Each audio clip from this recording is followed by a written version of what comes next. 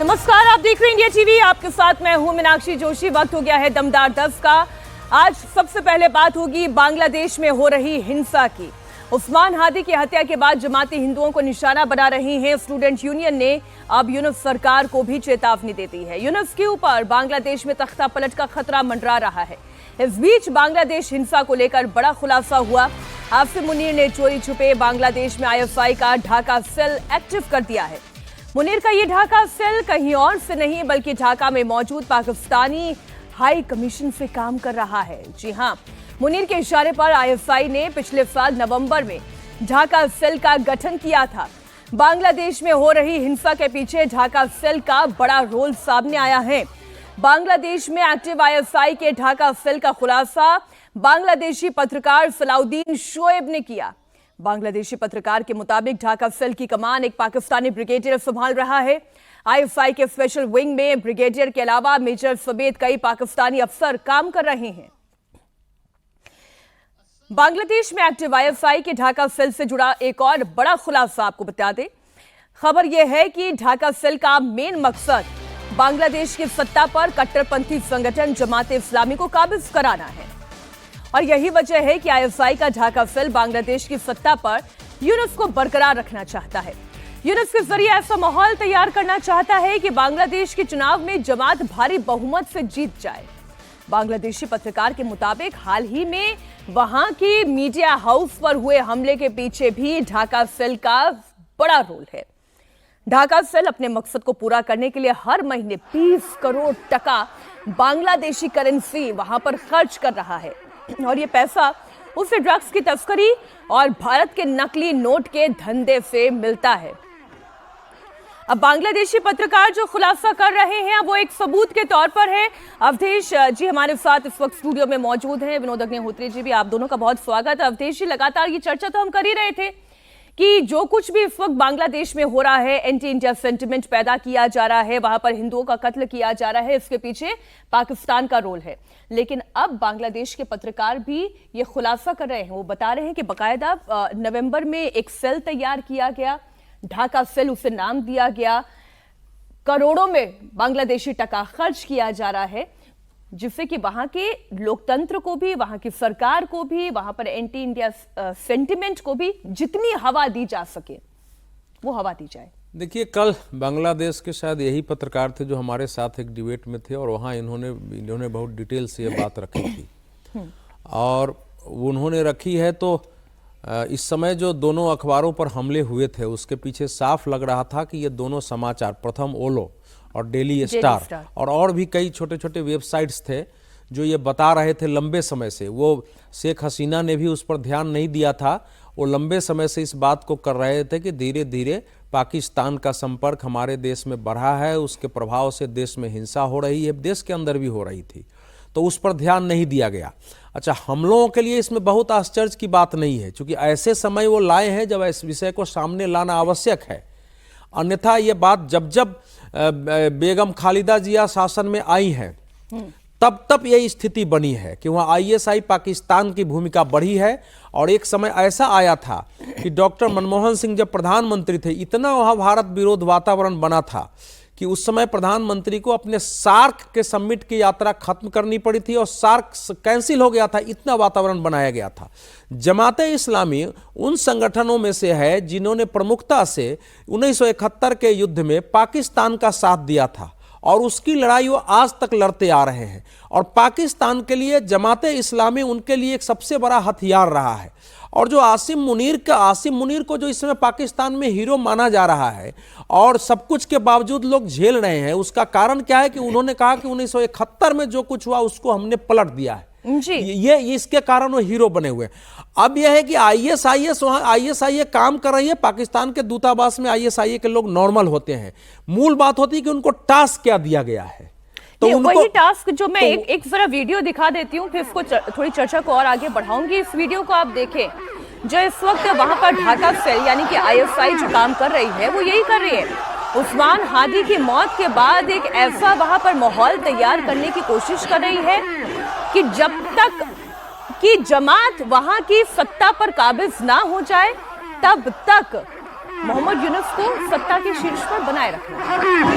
शहीद हबीब, शहीद हबीब, शहीद हबीब, इनकलाब इनकलाब इनकलाब इनकलाब, शहीद हबीब, शहीद हबीब, আমরা সবাই হাদি হব। इसी बीच डेली स्टार के संपादक ने भी बड़ा खुलासा किया है। डेली स्टार के संपादक महफूज अनम ने कहा है कि दंगाई केवल इमारत को जलाना नहीं चाहते थे। आप गौर करिए उनके शब्दों को, वो केवल इमारत को जलाना नहीं चाहते थे, वो कर्मचारियों की हत्या करना चाहते थे। बांग्लादेश में अभिव्यक्ति की आजादी अब एक दूर का सपना बन चुकी है। आप सुने डेली स्टार के संपादक को। They didn't only want to burn the building, they wanted to murder the staff of Daily Star. So we have entered, এটা ফখরুল ভাই খুব সুন্দরভাবে বললেন যে we have not only to just react, stand together, but we have to respond. We have entered into an era of murder. মত প্রকাশ তো অনেক দূর হয়ে গেছে, এখন বেঁচে থাকার অধিকারের ব্যাপারে সে আপনারা এখানে, আপনাদের সঙ্গে আমরা আছি, আমাদের সঙ্গে আপনারা থাকবেন। ধন্যবাদ। आप समझ रहे हैं कि अब जंग जिंदा रहने की है। बांग्लादेश में दीपू दास की हत्या को लेकर हर दिन नई जानकारियां आ रही हैं। दीपू दास हत्याकांड से जुड़ा हुआ एक और वीडियो आपके सामने रख रही हूं। 18 दिसंबर की रात जब भीड़ ने दीपू दास को फैक्ट्री से खींचकर मारा था, उसका सबसे क्लोज वीडियो सामने आया है। बहुत लेवल पर तफ्तीश करने के बाद अब हम इसे आपके सामने रख रहे हैं।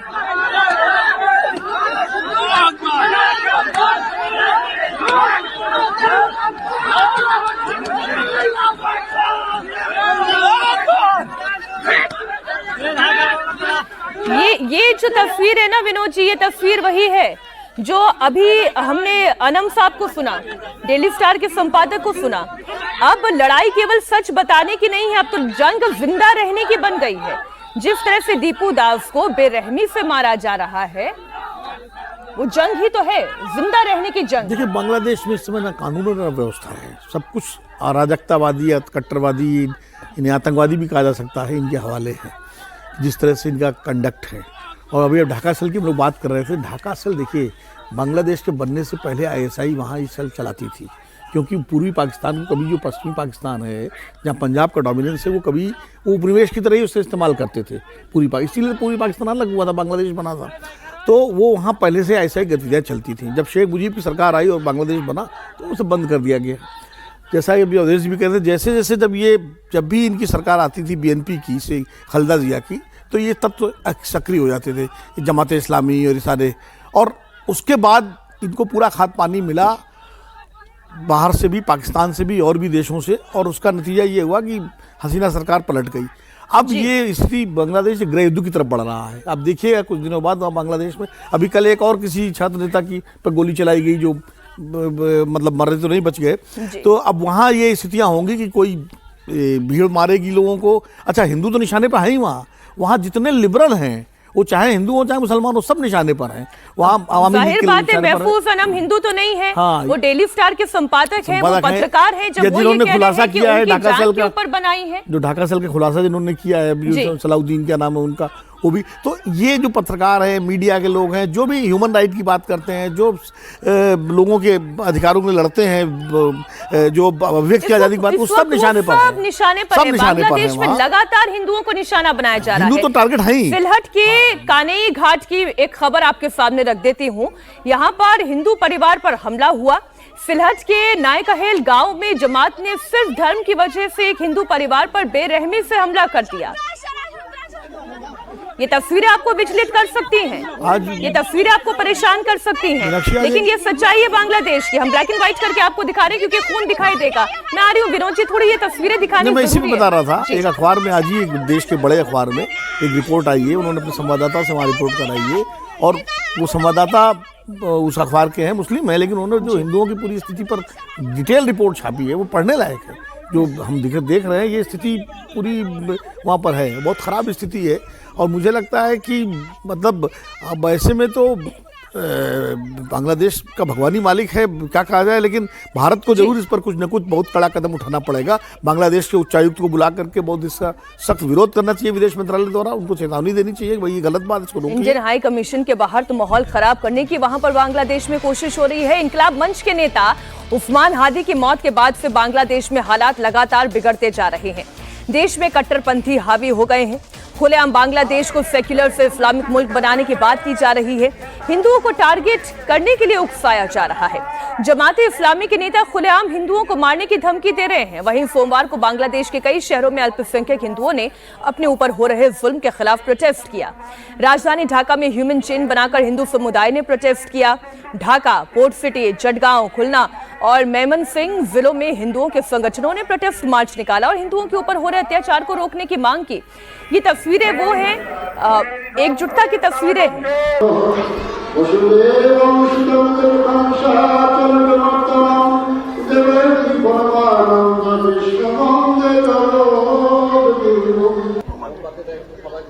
बांग्लादेश में हिंदू युवक की हत्या के विरोध में इधर कोलकाता में भी हिंदुत्ववादी संगठनों ने विरोध मार्च निकाला।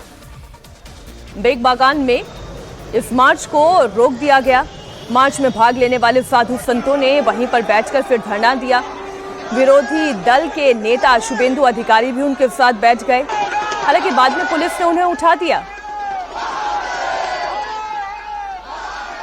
मैं पहले हिंदू हूँ, दीपूदास से जिंदा जलाया, ये बैठने नहीं दूंगा, ये ताला लगाना पड़ेगा, बैठने नहीं दूंगा। पूरा विश्व का हिंदू समाज ये जो हुआ है ये छोड़ने वाला नहीं है, छोड़ने वाला नहीं है। 26 को फिर 24 को बॉर्डर में ब्लॉकेड होगा 1 घंटा का, और 26 को फिर होगा।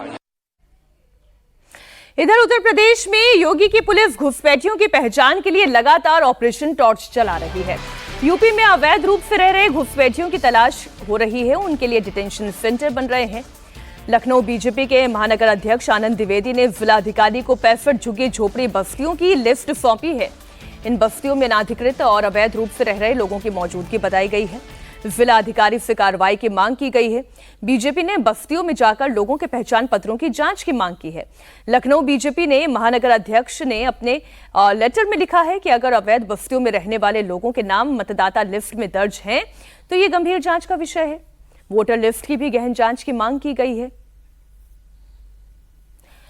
मैं जो बांग्लादेश की तस्वीर देख रही हूं अवधेश जी, बांग्लादेश के बाद फिर जो बंगाल की परिस्थिति सामने आती है तब यह और महत्वपूर्ण हो जाता है कि क्यों एफआईआर की जरूरत है, क्यों ऑपरेशन टॉर्च की जरूरत है, क्यों घुसपैठियों को बाहर निकालकर फेंकने की जरूरत है। ये सारे सब एक दूसरे से जुड़े हैं। पहले तो मैं ये बताऊं कि मेरा अपना संदेह है कि उस्मान हादी को आईएसआई ने ही गोली मरवाया है। बहुत संभव, क्योंकि वो उनके वो नेता हो गया था। तो हो सकता है वो इनके कैप्चर में नहीं आ रहा हो, तो इसलिए अब वो पकड़ में आएगा। अब उससे वहां की पुलिस क्या बुलवाती है, लेकिन निश्चित रूप से उसमें आईएसआई और पाकिस्तान की भूमिका होगी। उसको मरवा के एक दूसरी स्थिति पैदा करो कि दूसरे नेता उससे डरे, आईएसआई का तरीका है काम और उसका प्रभाव कायम रहे।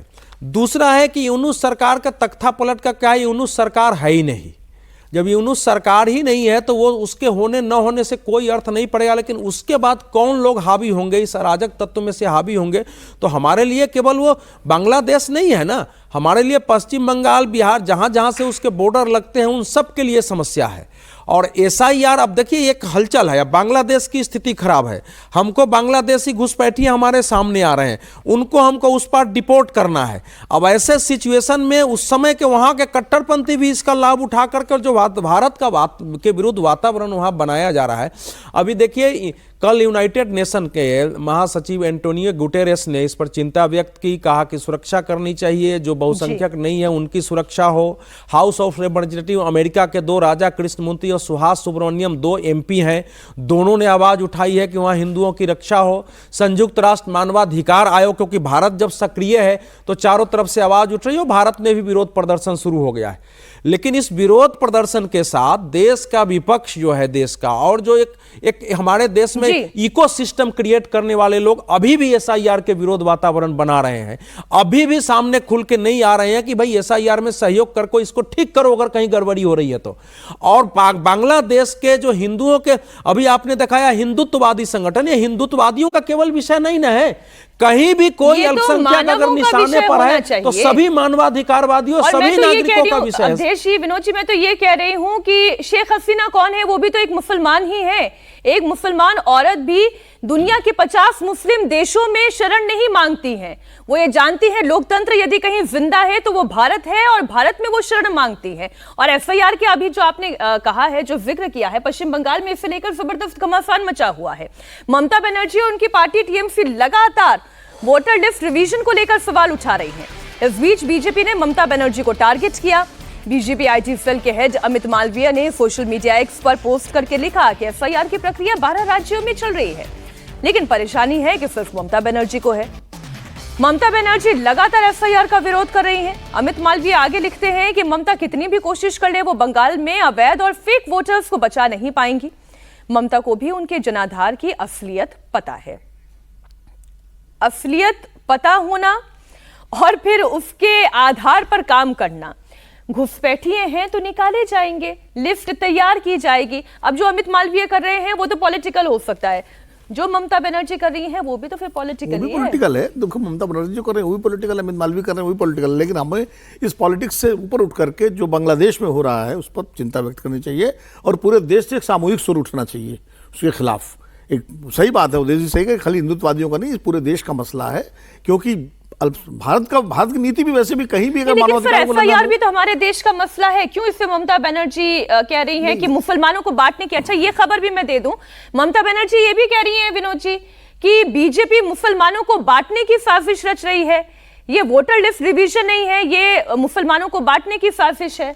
अब देखिए उन्हें क्या करना, पॉलिटिकल है। ममता बनर्जी को लग रहा है कि जो मुस्लिम वोटर हैं उन बांग्लादेशी और गैर बांग्लादेशी का एक विभाजन हो जाएगा, वो राजनीतिक। मैं तो इसको और थोड़ा लार्जर कॉन्टेक्स्ट में देख रहा हूँ। एसआईआर तो होगा, एसआईआर को लेकर के ममता बनर्जी चाहे विरोध कर लें, अखिलेश यादव कर लें, कोई भी कर लें, सुप्रीम कोर्ट उन्हें डर लग रहा है उनके वोट कट रहे हैं। निश्चित रूप से उसको पॉलिटिकल मुद्दा बनाना चाह रहे हैं। उसमें मथुआ समुदाय के साथ सामने भी तो वही समस्या है, खाली मुसलमानों की समस्या थोड़ी है। जो आए वो तो सारे हिंदू हैं, उनके सामने भी वही समस्या है उसकी। तो वो तो एक बड़ा मुद्दा है पश्चिम बंगाल में। लेकिन मैं एक बात जो कहना चाह रहा था, जो अभी अवधेश जी ने जिस तरह इशारा किया, देखिए आईएसआई का तरीका यही है कि वो इस तरह के जो भी लीडर उभरता है पहले उसको उभरने देते हैं, बाद में अगर जब उनसे फोल्ड से बाहर जाने लगता है तो उसको मरवा देते हैं। कश्मीर में गुलाम नबी लोन को उन्होंने ऐसे ही, सज्जाद लोन के पिताजी थे उनको मरवाया। वो डार को जो है जो उसके हिजबुल मुजाहिदीन का था मजीद डार, उसको मरवाया। तो आईएसआई का तरीका यही है। उस्मान हादी को भी पहले आईएसआई ने मदद की होगी वहाँ पर नेता बनाने में, लेकिन बाद में उस्मान हादी जब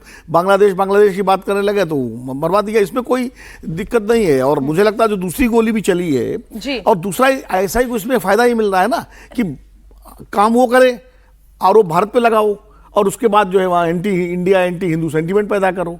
तो वो उनका पर्पस हो रहा है। मैं तो फिर अपने देश की बात कर रही हूँ, बांग्लादेश से हम आगे बढ़ चुके हैं और आपकी बात बिल्कुल ठीक है। लेकिन यहाँ पर जो एफआईआर हो रहा है, वोटर लिस्ट रिवीजन हो रहा है, वो एंटी मुस्लिम सेंटिमेंट नहीं है। ममता बनर्जी को ये बात समझनी होगी, क्योंकि ममता बनर्जी इसी पर ये बार बार आरोप लगा रही हैं, बीजेपी पर आरोप लगा रही हैं, दावा कर रही हैं कि बीजेपी पैसों के दम पर बंगाल में मुसलमानों को बांटने की कोशिश कर रही है। ममता बनर्जी ने इसके साथ ये भी कहा कि वो बीजेपी को देश से खत्म करके ही दम लेंगी। ममता बनर्जी ने कहा कि अगर वो बंगाल जीतेंगी तो बीजेपी से दिल्ली छीन लेंगी। अवधेशी, दिल्ली अभी दूर है। नहीं, ममता बनर्जी इस समय जो बयान दे रही है उसमें थोड़ा संतुलन की स्वाभाविक रूप से कमी है। और निश्चित रूप से एसआईआर से अगर मुसलमान बढ़ते हैं, यानी जो बांग्लादेशी या विदेशी मुसलमान है और भारतीय मुसलमान है, उनके बीच स्पष्ट सीमा रेखा खींचती है, तो ये यहाँ के मुसलमानों के भी हित में है, देश के हित में है। और संयोग से एसआईआर इसके लिए था नहीं, लेकिन एसआईआर के कारण ये स्थिति पैदा हो रही है। अब उनकी अपनी पॉलिटिक्स है भाई, उनको क्या कर सकती है। जिस मुख्यमंत्री के राज में खुलेआम बांग्लादेशी सामने आ रहे हैं और कह रहे हैं कि मैं यहां हूं, 20 साल पहले मैं आया था, कोई कह रहा है 15 साल पहले आया था, कोई कह रहा है 25 साल पहले आया था, भले उस समय वामपंथियों का शासन था। मेरे वोटर कार्ड आधार कार्ड बन गए, हमने अपना वोट दिया है। पूछा पिछली बार वोट दिया था, हाँ 500 रुपए मिले थे, वोट दिया था। टीवी पर बोल रहे हैं ना, बिल्कुल बोल रहे हैं। सीमा पर खड़े हैं वापस, तो मुख्यमंत्री के पास बोलने के लिए है क्या? भारतीय जनता पार्टी का आपको खत्म करना है, खत्म कर दीजिए। हालांकि भारतीय जनता पार्टी को खत्म करने के चक्कर में सीपीएम इस देश से ही खत्म हो गई। उनका एक ही एजेंडा था 1989 से कि भारतीय जनता पार्टी को सत्ता से बाहर रखो, और उसमें वो तात्कालिक कुछ समय के लिए सफल हुए, लेकिन देश से खत्म हो गए। लेकिन किसी पार्टी का जाना आना मायने नहीं है। एसआईआर जो हो रहा है उसमें स्पष्ट है कि बंगाल में अभी तो 58 लाख का हुआ है, लेकिन 1.25 करोड़ से ज्यादा ऐसे वोटर हैं जो कि संदिग्ध श्रेणी में आ गए हैं। उसमें हो सकता है कि 1 लाख लोगों के नाम उसमें शामिल नहीं हो, और यह उनके लिए सबसे बड़ी चिंता है। अगर उनको समस्या है तो इसके विरुद्ध उनको सुप्रीम कोर्ट जाना चाहिए। ये पॉलिटिकल लड़ाई केवल नहीं है, पॉलिटिकल लड़ाई लड़ रही है, इसका मतलब है कि उनको मालूम है कि एसआईआर से जो सूची आ रही है वो बिल्कुल सही है, उसको काटा नहीं जा सकता। जबकि सुप्रीम कोर्ट जाने से क्या, सुप्रीम कोर्ट तो ऑलरेडी मामला है, चल ही रहा है, और सुप्रीम कोर्ट ने एसआईआर को हरी झंडी दे दी है। सुप्रीम कोर्ट ने कहा कि एसआईआर तो चलेगा। नहीं, अभी 1.25 करोड़ वाले पर अगर आपत्ति है कि ज्यादा नाम कट रहा है तो इसको 57-58 लाख का ही है ना। नहीं, 58 लाख वो है जो अभी ड्राफ्ट लिस्ट जब आएगी, जो संदेह की सूची है वो 1 करोड़ से ज्यादा को लेकर भी तो वापस से कोर्ट जाया जा सकता है। बहुत है, लेकिन अगर मंशा राजनीति की है तो फिर लिफ्ट रिवीजन कैसे होगा? कोर्ट के एक आदेश से पश्चिम बंगाल में एक बार फिर से सियासत में भूचाल तय है। हंसखाली गैंगरेप केस से जुड़ी हुई बड़ी खबर आपको दे रही हूं। गैंगरेप केस में दोषी पाया गया टीएमसी नेता का बेटा। पश्चिम बंगाल के हंसखाली गैंगरेप केस में सजा का आज ऐलान होगा। राणाघाट कोर्ट में नाबालिग से गैंगरेप और हत्या के मामले में 9 लोगों को कल दोषी ठहराया गया था। इसमें मुख्य आरोपी स्थानीय टीएमसी नेता का बेटा ब्रजगोपाल भी शामिल है। टीएमसी पंचायत सदस्य समरेंदु गयाली के बेटे ब्रजगोपाल समेत 9 आरोपियों को दोषी ठहराया गया है। 4 अप्रैल 2022 को नाबालिग के साथ गैंगरेप हुआ था। अगले दिन 5 अप्रैल को उसकी मौत हो गई थी, जिसके बाद पूरे सूबे में इस मामले को लेकर सियासी उठापटक देखी जा रही है। बीजेपी ने ममता सरकार के खिलाफ जबरदस्त आंदोलन किया था, आपको याद होंगी वो तस्वीरें भी। 10 अप्रैल को मामला दर्ज होने के बाद पश्चिम बंगाल पुलिस ने जांच शुरू की, मगर कलकत्ता हाई कोर्ट के आदेश के बाद सीबीआई को इसकी जांच सौंपी गई थी। आपको याद दिला दें पूरा मामला क्या था। यह मामला पश्चिम बंगाल के नदिया जिले का है, जहां हंसखाली में 4 अप्रैल 2022 को 14 साल की नाबालिग का गैंगरेप हुआ। टीएमसी नेता के बेटे के बर्थडे पर यह जघन्य अपराध हुआ। अगले दिन यानी कि 5 अप्रैल को ही पीड़िता ने दम तोड़ दिया। इस मामले में स्थानीय टीएमसी नेता के बेटे समेत 9 आरोपियों को दोषी ठहराया गया। तो ये पूरा मामला है। अब इस पर जो राजनीति है, राजनीति होनी नहीं चाहिए, लेकिन बीजेपी के पास ये बहुत बड़ा हथियार है। मुद्दा है, बीजेपी इसको उठाएगी, चुनावी मुद्दा बनाएगी इसको। लेकिन महत्वपूर्ण बात यह है कि सीबीआई, क्योंकि ममता बनर्जी ने कहा था कि वाकई में गैंगरेप हुआ है या कोई लव अफेयर था, इस तरीके के बयान उन्होंने दिए थे। ये खतरनाक बयान थे, इस समय बयान उन्होंने दिए थे, और उसके बाद इसीलिए सीबीआई में जानकारी, सीबीआई को इंक्वायरी सौंपी गई थी हाईकोर्ट के आदेश से, और सीबीआई ने जांच के बाद दोषी पाया और सजा तो उनका बाद सजा सुनाई जाएगी। सबसे पहली बात तो यह है कि चलिए सजा सुनाई जाएगी और सजा मिलनी भी चाहिए ऐसे गंभीर मामले में। कल ही उत्तर प्रदेश का एक मामला हाईवे गैंग रेप को जो है, आज ही खबर है, 9 लोग उसमें भी थे, और उसमें जो है सबको सजा दी गई, उम्र कैद। ऐसे मामलों में बल्कि जल्दी फैसला होना चाहिए मुझे लगता है। ये तो 2022 का मसला है, वो 3 साल बाद फैसला आ रहा, फिर भी जल्दी है, 8-9 साल लग जाते हैं। नहीं, लेकिन जब कोई मुख्यमंत्री के पद पर हो और इस तरीके के जघन्य अपराधों में वो ये कहें कि लव जिहाद तो उत्तर प्रदेश में होता है, बंगाल में नहीं होता है, तो इस तरीके के बयान लव जिहाद का मामला ही नहीं है, इसमें तो हिंदू मुस्लिम है ही नहीं ना। ये ममता बनर्जी का बयान है जो अभी मैंने कोट किया।